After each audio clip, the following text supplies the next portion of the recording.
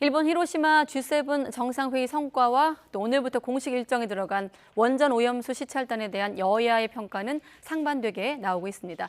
정치권 주요 이슈들, 오늘은 김만음 한성대 석좌 교수와 함께 정리해 보겠습니다. 교수님 안녕하십니까? 네, 안녕하세요. 네, 한미 정상회담은 물론이고 주요국 정상들과 양자회담을 열었습니다. 일단 다자 외교에 대해서 여야 평가가 상반되고 있어요? 네, 그렇습니다. 그동안의 국내 정치에서 여야가 항상 맞서는 거였는데요. 네. 국가적인 문제가 걸린 외교 문제를 두고도 하나도 양보 없이 맞서고 있습니다. 뭐 예상됐던 바입니다. 네, 그런데 지금 이번에 지금 G7의 observer 자격 참관국 자격으로 참석을 했죠. 여기에다가 또 그냥 참관국이 아니라 북한 문제를 비롯한 영내 문제가 아주 중요하게 같이 맞물려 있기 때문에 네. 거의 뭐 당사자와 비슷하게 참여를 했습니다. 윤석열 대통령 최근에 지난번 미국 방문 이후로 외교 활동에 상당히 자신감을 얻어가는 그런 느낌이 있습니다. 네. 그동안에는 오히려 해외 방문했을 때 다른 구설수를 가지고 논란이 돼가지고 점수를 깎아먹고 그랬었는데요. 네.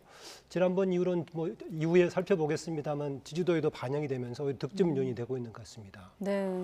이번 활동 아시겠지만 조금 전에 기자가 리포트했다시피 그 한인 그 피폭 원폭 희생자 유령비에 방문했던 것도 굉장히 획기적인 일입니다. 상당수의 사람들이 그동안에 왜 이제야 처음 방문했을까라는 그 이유를 좀 잘 모르기도 하고 그렇습니다. 네. 몇 개가 맞물려 있긴 합니다. 하나는 이게 원폭이라는 것이 전쟁의 원인을 제공했던 일본에 대한 책임 문제를 볼 수 있겠고, 또 하나는 폭탄을 투하했던 미국을 볼 수 있겠고, 다양한 측면을 볼 수 있기 때문에 네. 가해자, 피해자 문제가 혼재가 돼 있고요. 또 우리의 경우에 지금 일본하고 과연 이것을 공유할 수 있을까 복잡한 문제가 있었는데, 어쨌든 이번에 윤석열 대통령 이번에 처음으로 가서 위로도 하고 이것을 또 평화의 메시지로 담아서 좀 바람직한 주목할 부분이 아닌가 그렇습니다. 네. 다자 외교에 참석을 했는데요. 현장에서 여러 가지고 각국 1대1 정상 외교도 했었지만은 이후에 오늘 리포트에 나왔다시피 국내 독일의 슈츠 총리라든가 이후에 네. 지금 EU EU 의장 정상회담? 집행위원장 등 계속 회담이 이어지고 있어서 다자 외교의 성과는 좀 긍정적으로 평가를 하고 싶습니다. 네. 아까 교수님께서 구설수란 표현을 쓰셨는데 꼭 구설수까지는 아니어도 지난번 방미 당시엔 사실상 핵공유로 또 핵공유 개념 논란을 일으킨 바 있는데 이번엔 여당에서 심리적 G애인 국가 반열에 올랐다 이런 논평이 나왔거든요. 잠깐 또 발언 듣고 이어가겠습니다. 사실 2020년도에 이미 트럼프 대통령이 G7에 한국을 포함시키자라고 주장을 했습니다. 그런데 우리가 G8 국가에 들어가려면 기존에 있는 회원국의 모두의 동의가 필요합니다. 우리가 국제회의에 계속 참석하다 보면 G8에 들어갈 날도 멀지 않았다. 심리적 G8이라니 국민들 복창 터지는 소리는 그만하셨으면 좋겠습니다. 얼마 전 사실상 핵 공유라 말했다가 백악관 측으로부터 반박당하시고도 교훈을 얻지 못하셨습니까? 사실상 푸들 외교, 심리적 푸들 외교의 전형일 뿐입니다. 네. 자평하는 과정에서 튀어나온 말일까요? 어떻게 보십니까? 심리적 G8 국가 반열? 굳이 심리적 G8까지 붙이는 것이 국내 정치 또는 국제 외교에서 도움되는 용어인지는 모르겠어요. 우리가 객관적으로 보고 있다시피 사실상 G8에 근접하는 지금 세계 무대에 우리의 위상을 차지하고 있는데요. 네. 자신감이 있을 경우에 그렇게 표현을 하지 않는 게 좋지 않을까. 자칫하면 좀 뻥튀기 느낌도 있고요. 그리고 이후에 진행되는 과정을 보자면은 지난번 트럼프가 한국을 무슨 하나 포함시켜서 G8 하자 뭐 이런 얘기 나왔습니다만은 단계적인 추진으로 보자면 한국만 하나 딱 들어가기보다는 네. 지금 최근에 동반하고 있는 호주 또 인도 등을 포함해 가지고 아마 10개 국가 정도를 확대하는 과정 속에서 한국의 포함 가능성이 있지 않을까 그렇습니다. 그래서 네. 이번에 한국의 위상이 높았다, 확인했다 이런 정도의 표현은 가능하지만은 굳이 앞에다가 심리적인 G8 붙여가지고 스스로 좀 깎아먹는 그런 느낌이 있어서 저는 적절한 표현은 아니었다 그런 생각이 듭니다. 네. 또 한 가지 오늘 마침 또 시찰단이 공식 일정에 돌입하기도 했고 시찰단 활동 관련해서 외교 전문가들이 이번 G7 특히나 한일 정상회담 오염수 지금 방출 관련 얘기하는 거죠? 네네네. 예. 한일 정상회담에서 이 부분에 대한 좀 메시지가 나오지 않을까 했는데 국민을 안심시킬 만한 어떤 언급은 없었던 것 같거든요. 만약에 이 관련 문제가 있었다면은 이번이 아니라 그 이전에도 논의가 됐을 건데요. 네. 우리가 시찰단의 성격을 조금 두고 봐야 될 겁니다. 왜냐하면은요, 시찰단이 이번에 가서 뭘 검증한다고 했을 때 그걸 가지고 어느 자격이 주어지는 것이 아니라 시찰단이 어떤 역할을 했는가 결과를 놓고 국내적으로 판단하게 될 겁니다. 그렇지 않겠습니까? 자칫하면은 거기서 특별한 검증을 못하고 올 수도 있고, 네. 검증했다고 하더라도 지금 국내 정치적인 상황으로 보자면은 비교적 안심한 정도의 평가를 내린다면은 또 일본의 우호적인 들러리 섰다는 평가가 나올 거고, 그다음 비판적인 얘기가 나오면은 또 나머지 과제가 남기 때문에 네. 어쨌든 간에 우리는 당사자 국가로서 좀 차분하게 점검을 하고 이후에 그 내용을 가지고 국내에서 그런 정도 어떻게 평가할 것인가 제2차적인 판단이 필요합니다.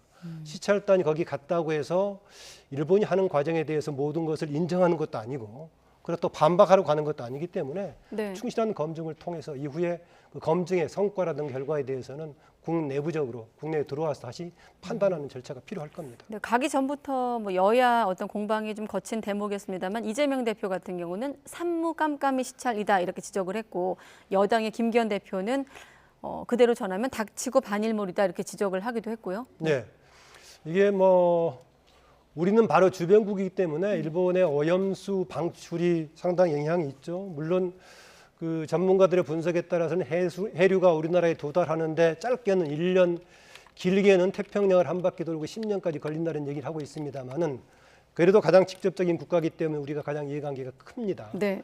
그런데 이게 해류로 방출을 하기 때문에 당사자 간에 결정되는 것이 아니라 국제적으로 결정이 되는 거죠. 그래서 IAEA 결정이 될 것인데요.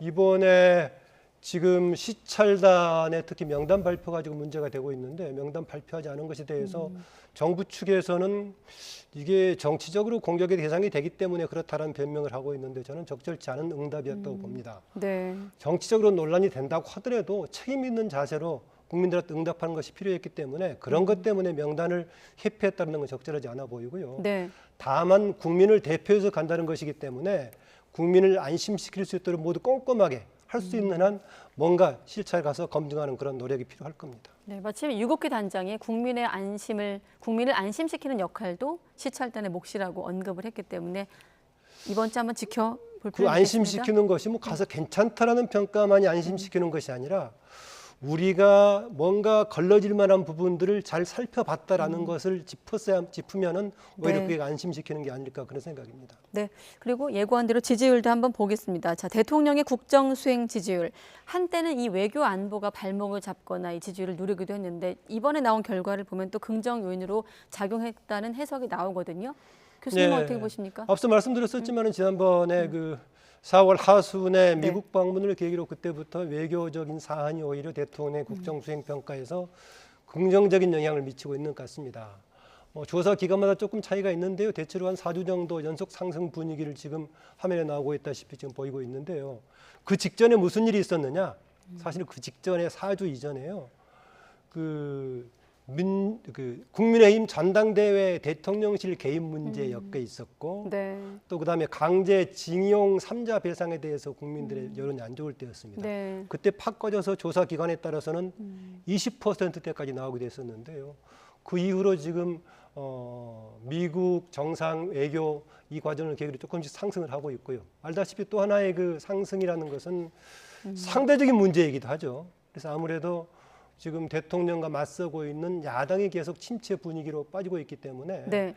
야당을 지지하는 사람들의 응답률이 떨어질 겁니다. 야당에 대한 평가가 안 좋아졌을 때 나타나는 것이 그냥 기존 사람들 중에서 평가를 부정적으로 하는 것도 있지만은 잠재적으로 야당 지지 성향 있는 사람들이 응답에 응하지 않습니다. 네. 이른바 빠져나가는 것이죠. 그러니까 자연스럽게 상대적으로 여당과 대통령에 대한 지지율이 올라갈 그런 소지가 있습니다.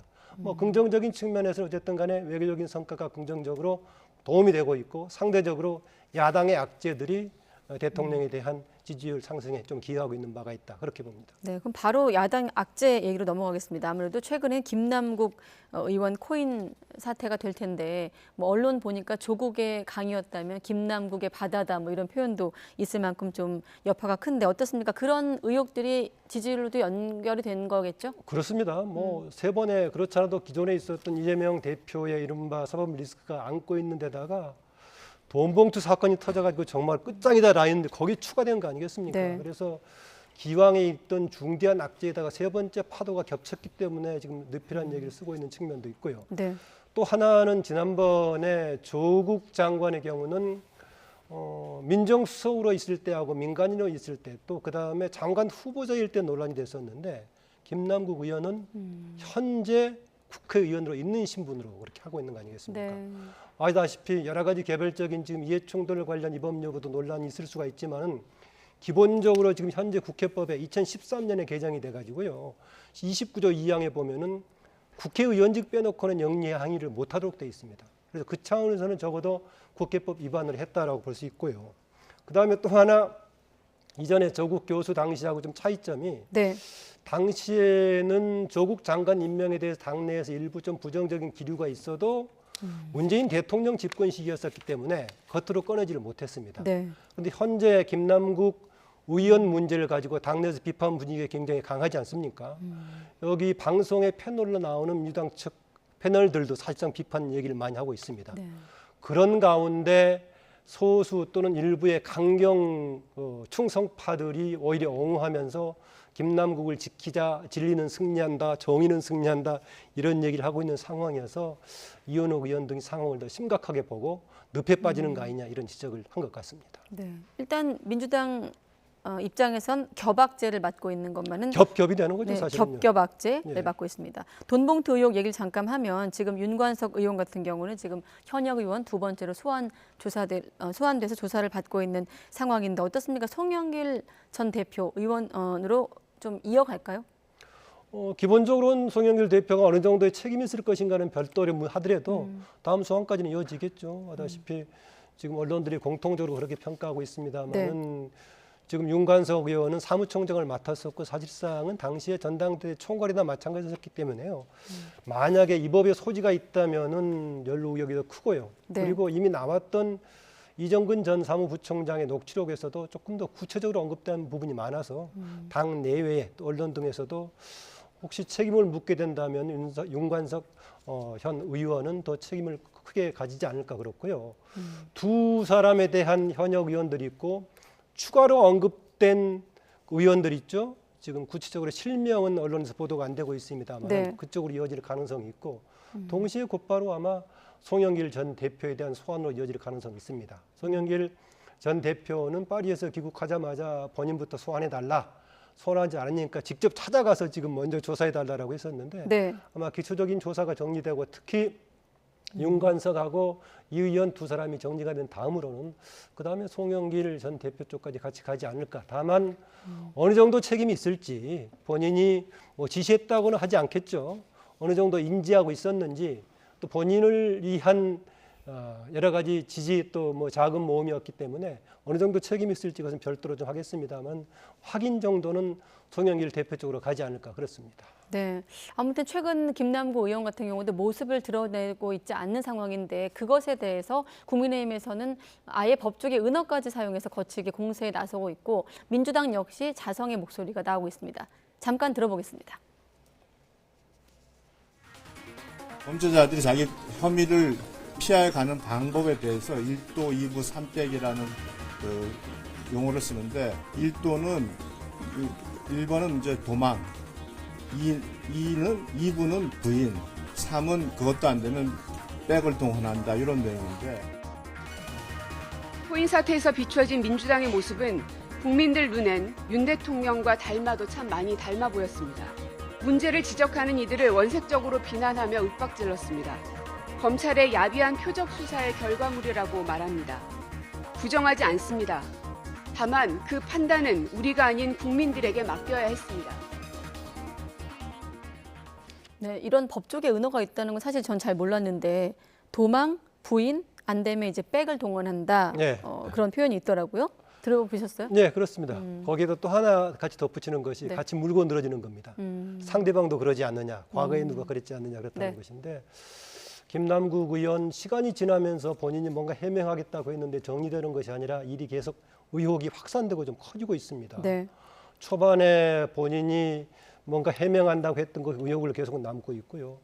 지금 하태경 의원 등이 지적하고 있다시피 중간에 거액이 과연 출처가 무엇이었는가 또 상식적으로 초반에 위믹스 투자했을 때 그나마 게임 업체이기 때문에 실체가 있는 조직이기 때문에 투자했다 했었는데 이후에 정말 실체가 없다고 볼 수 있는 상당히 모험성이 엄청 큰데 왜 투자했을까 등이 복잡해가지고 네. 이런 의혹들이 있는데 본인은 지금 뭐 카메라에 잡히기도 했습니다만 계속 잠적 상태에 있는 겁니다. 제가 앞서 말씀드렸었지만 적어도 국회법에 규정된 국회의원은 의원으로서의 직무 외에 다른 영리 일을 하지 못하도록 규정이 돼 있고 네. 이거를 위반하면은 징계하도록 국회법에 정해져 있습니다. 그래서 이 법은 기본적으로 위반을 했는 거고 다른 조항들을 얼마나 위반을 했을지 좀 앞으로 좀 이제 증명이 돼야 될 부분이라고 보고요. 일반적으로 국회 차원에서의 위반 여부가 아니라 조금 진행이 되면 이미 지금 이제 고발이 돼가지고 수사가 시작이 됐습니다만 네. 형사법상 여러 가지 또 이해 충돌 문제 또 공직자 윤리 관련 문제 등이 앞으로 이제 수사의 대상이 진행이 되면서 확인이 될 것 같습니다. 네, 시간 관계상 두 가지 질문을 좀 묶어 질문드리면 아까 고민정 최고위원 같은 경우는 이제 자성의 목소리를 내면서 또 대통령의 모습과 닮아 있다 이런 표현을 쓰기도 했고 이번 코인 논란 이후 관련 입법 논의 속도를 내고 있는 상황까지 좀 함께 질문드리겠습니다. 네, 뭐 지금 어쨌든 간에 야당으로서의 대통령도 같이 물고 공격을 해보려고 했는데 이 부분은 그렇게 설득력 있어 보이지는 않고요. 왜냐하면은 최근에 윤석열 대통령이 관련 얘기를 하다가 엉킨 게 있으면 바로 끌어내서 하면 좋겠는데 네. 최근은 이른바 외교의 무대라고 하다시피 외교에 집중하고 있는 때여서 그렇게 조금 쉽게 물려 들어가기 좀 어려워 보이고요. 네. 당장은 그렇게 후속 입법을 급속하게 추진하고 있습니다만은 현재로서의 국민들의 관심은 후속 입법의 중장기적인 효과보다는 현재 나와 있는 이런 문제들 과연 국회 스스로 어느 정도 해결할 수 있을지 계속 국민들이 보기에는 언론에 나와서 패널들이 추측성 아니면 추론을 가지고 얘기하는 수준이 반복될지 그것을 국회 내부에 스스로 풀어줘야 무엇보다도 당에서 지금 탈당을 했기 때문에 민주당에서 핸들링 할 수 없다면은 국회 전체 차원에서라도 빨리 당장 걸려있는 이 문제부터 우선 해결하는 게 우선이지 않을까 좀 그런 생각입니다. 네, 아무튼 국회 정치권 차원에서 자정의 어떤 일환으로 코인 1원까지 재산 공개를 하자 21대 의원부터 그 대상이다라고 했으니까 한번 그 진정성이 있는지 한번 과정까지 지켜보겠습니다. 김만음 한성대 석좌 교수였습니다. 고맙습니다.